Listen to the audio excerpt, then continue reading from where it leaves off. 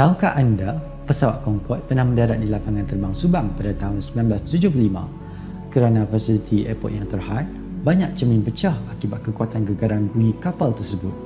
Ramai penumpang kaget dan kejadian tersebut menjadi headlines di akhbar tempatan.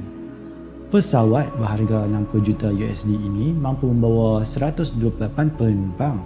Pesawat ini bergerak dengan kelajuan 2,172 km per jam. Nak senang faham, kalau biasa naik flight Alostar ke KL ambil masa sejam, naik Concorde boleh sampai dalam 20 minit je.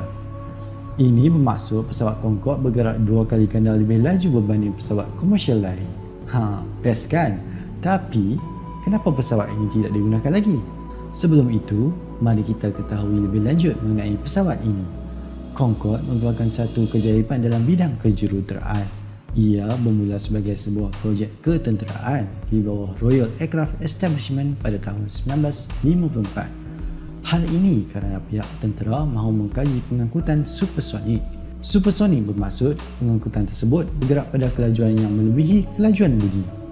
Pesawat ini mempunyai reka bentuk menyai sebuah jet pejuang dengan struktur badan yang panjang dan dilengkapi enjin berkuasa tinggi. Enjin ini diambil dari pesawat pejuang British iaitu Acro Falcon.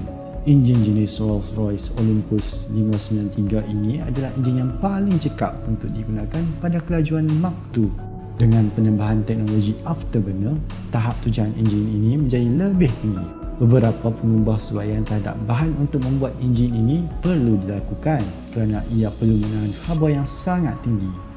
Hasilnya, enjin ini membolehkan pesawat Concorde bergerak pada kelajuan supersonik.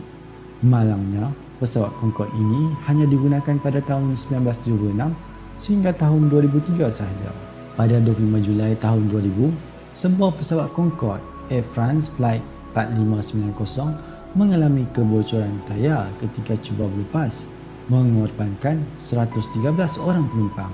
Ini merupakan salah satu mimpi ngeri yang mengakibatkan kejatuhan Concorde. Selain itu, kelajuan supersonik ini juga menghasilkan fenomena sonic boom.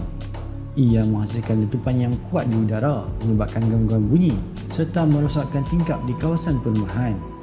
Ini menyebabkan penerbangan pesawat ini hanya terhad kepada laluan laut bagi mengelakkan sebarang kerosakan. Hasil pembakaran egsos pada altitude tinggi juga boleh menyebabkan kerosakan teruk pada lapisan ozon bumi.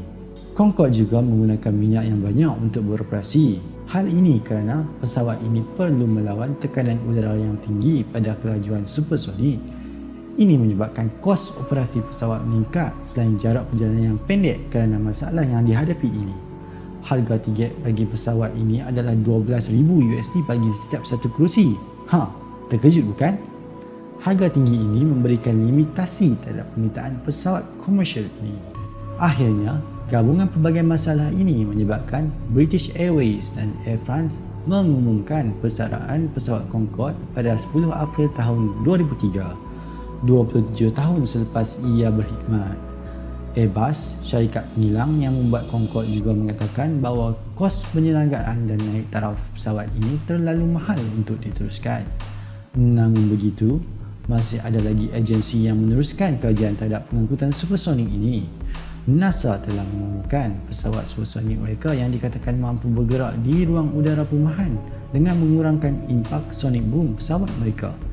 Siapa tahu, mungkin kita masih lagi boleh berharap untuk menaiki pesawat supersonik secara komersial.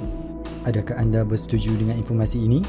Nyatakan pendapat anda di ruangan komen dan jangan lupa untuk like dan subscribe channel YouTube dan Facebook KMM Box.